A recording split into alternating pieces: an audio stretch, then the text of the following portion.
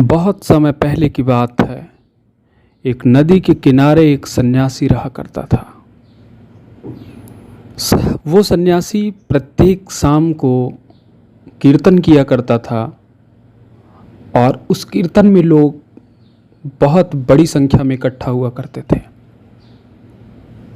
कुछ दिन में यह खबर फैल गई कि उसको ईश्वर की सिद्धि है, उसको ईश्वर के दर्शन प्राप्त हैं। फिर क्या था, लोगों का तांता उमड़ पड़ा। लोग ईश्वर के दर्शन की अभिलाषा से उसके पास आने लगे और उसी बगल के गांव का एक नवयुवक भी उसके पास उसके सत्संग में आता था, उसके कीर्तन में आता था। वो उसके कीर्तन में आता और अंत तक कीर्तन करता और जाते समय दंडवत प्रणाम करता और कहता, भगवान हमें भी ईश्वर के दर्शन करने। वो महात्मा कोई जवाब नहीं देते थे और वो वापस चला जाता था।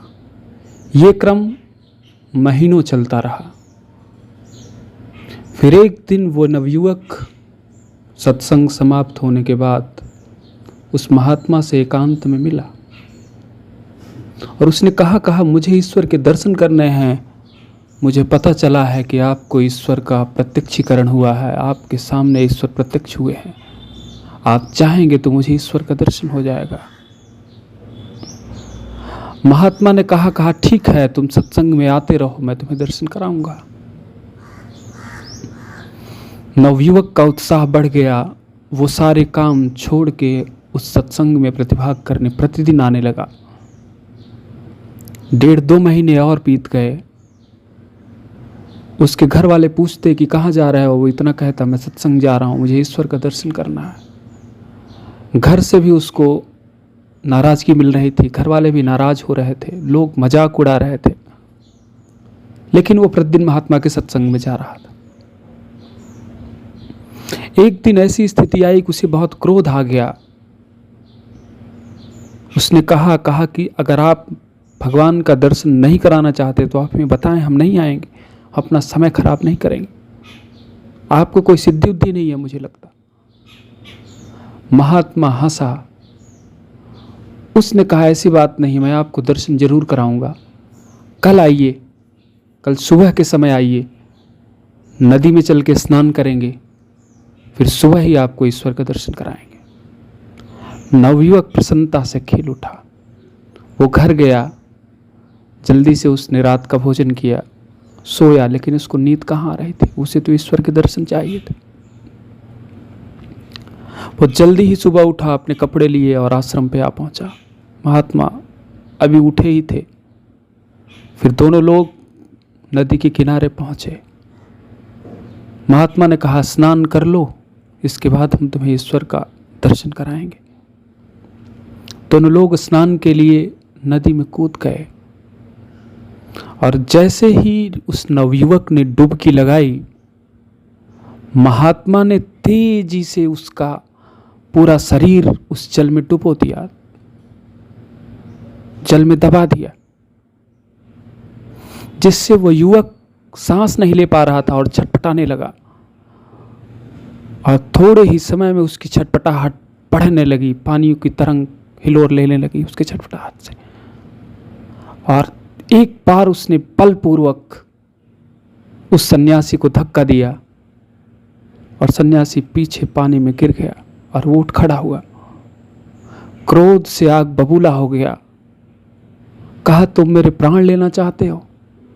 तुम्हें भगवान का दर्शन करा रहे हो, तुम मेरा प्राण ले रहे हो, तुम ढोंगी हो। जितना भला बुरा कह सकता था कहा। जब वो शांत हुआ तो महात्मा ने कहा कि ईश्वर का दर्शन करना है? उसने कहा, हाँ करना। कहा, पहले मेरे 2 सवाल का जवाब दो। उसने कहा, ठीक। महात्मा ने पूछा कि जब तुम उस नदी में नहा रहे थे और मैंने तुम्हें डुबोने का प्रयास किया तो तुम्हें सबसे जरूरी क्या लग रहा था? नवयुवक ने कहा कि मुझे सबसे जरूरी सांस लग रही थी जीवन जीने के लिए, क्योंकि जीवन के लिए तो सबसे महत्वपूर्ण है और मुझे इसके सिवाय और कुछ नहीं सूझ रहा था। महात्मा ने कहा बस यही मैं सुनना चाहता था, यही मैं सुनना चाहता था। ऐसी ही लालसा, ऐसी ही इच्छा अगर तुम्हारी ईश्वर के प्रति है तो ईश्वर का दर्शन तुम्हें जरूर होगा और वो होकर रहेगा। फिर तत्काल उस महापुरुष ने, उस महात्मा ने, उस सन्यासी ने उनको भगवान का दर्शन कराया और उस युवक को भगवान के दर्शन हो गए, क्योंकि उसके अंदर ऐसी इच्छा शक्ति थी। और वो सन्यासी जिन्होंने दर्शन कराया वो और कोई नहीं, वो रामकृष्ण परमहंस थे। और वो नवयुवक जिसने दर्शन किया वो और कोई नहीं, स्वामी विवेकानंद थे। इस कहानी से जो ये सच्ची घटना है, जिसका जिक्र विवेकानंद ने अपनी एक पुस्तक में किया है,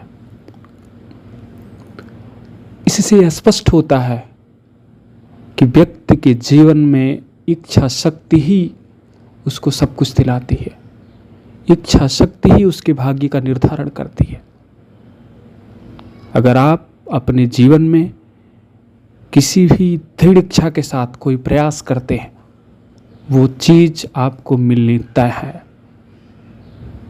विदेशी साहित्य में इसी को विल पावर का सिद्धांत कहा जाता है।